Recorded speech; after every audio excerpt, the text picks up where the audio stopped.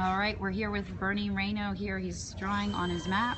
Yeah, I'm analyzing my surface map. The reason I am doing this is there's a lot of focus on in the Northeast. One of the major contributions or ingredients is this cold air. Look at this high. I'm going to add just so you can see it. It's a 1044 high millibar. And you know, the other thing is you'll notice that it's like a round. You see how it's circular and round? That's usually a good indication that you have a strong high. So why do we care? Because you have cold air now drilling southward here. The coldest air is in New England, as it typically is, but I mean, that's where you've had a real fresh injection of Arctic air. So that sets everything up for the snow and ice tonight, because the storm that's impacting the east isn't coming up the coast. Actually, it's coming up into the plain states here. You can kind of see it now pushing across northern Arkansas. That's going to take a due north track. So everything, but what is heading toward the east is that you're going to get all this warm air coming northward. It's going to collide into this cold air, and that's where you're going to have some problems with snow and ice as we go through tonight. Listen, the biggest problems are going to be in New England. New York City, I think this is mostly rain. Much of the I-95 corridor, this is mostly rain. But you start getting in to southern New England, you start having some problems. I want to show you something here.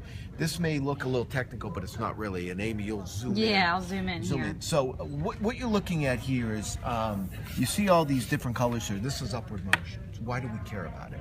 Because in order to get clouds and precipitation, you have upward motion. Stronger the upward motion, the stronger the precipitation. It's one of the best tools I use. And I want to show you something here as we go through tonight. Amy, come on in here and you'll notice I'm going to point out this line here. This is roughly the snow rain line, or the snow ice line. That is, everything north of here is snow, everything south of here is rain, and it could be some ice.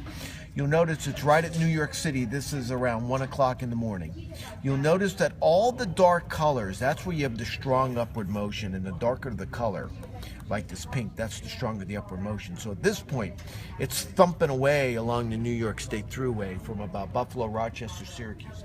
I want you to focus in on this area right here in southern New England now. This is tomorrow morning, and this is the concern, because we have cold air in place. You're ramming this warm air northward, and it's a conflict where it's in conflict, the warmer air. Now, the real question is, how long does the cold air hold?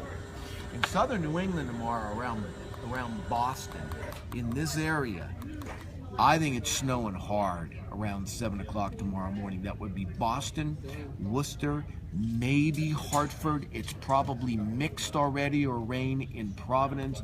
But this is the zone that you have to look for when you get to tomorrow morning.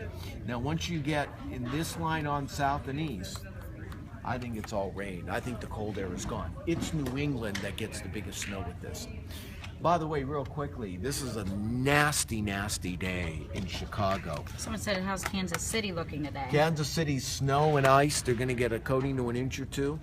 I think it's more ice than it is snow, and major travel delays. The biggest snows are going to be north of Kansas City.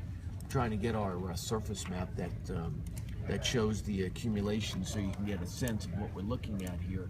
So, you know, in Kansas City itself, I think it's an inch or two. There's going to be snow and ice. Now, the farther north you go, Omaha, they're in at about 4 to 8 inches. You're going to get a foot of snow here in north central parts of Iowa, and perhaps to Minneapolis, close to a foot in Minneapolis. So this is a sizable snowstorm, and certainly one of the biggest for at least the Central Plains so far this year, extending into the upper Midwest. Real quickly, we've had severe weather over the last couple of days. That severe weather is going to be on the wane as we get toward the middle part of this afternoon.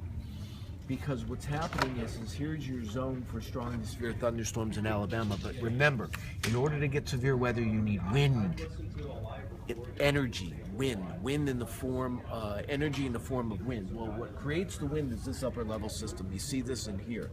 And you'll notice this is lifting northward, and by mid-afternoon, the distance between this upper low, which has all the energy, and this line of thunderstorms that have, well, the thunderstorms are going to get farther and farther apart.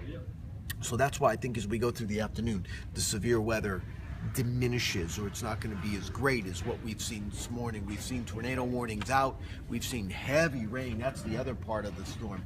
Lots of heavy rain, and in fact, this storm has done everything it was supposed to in West Texas, and now in the plains, the snow and the heavy rain. But again, for many in the Northeast, first snow and ice tomorrow morning. Yeah, slippery travel. I think it's mostly southern New England into northern New England. All right, thanks so much for updating us. You can pleasure. always follow us on Twitter @BreakingWeather with the latest updates. Thank you.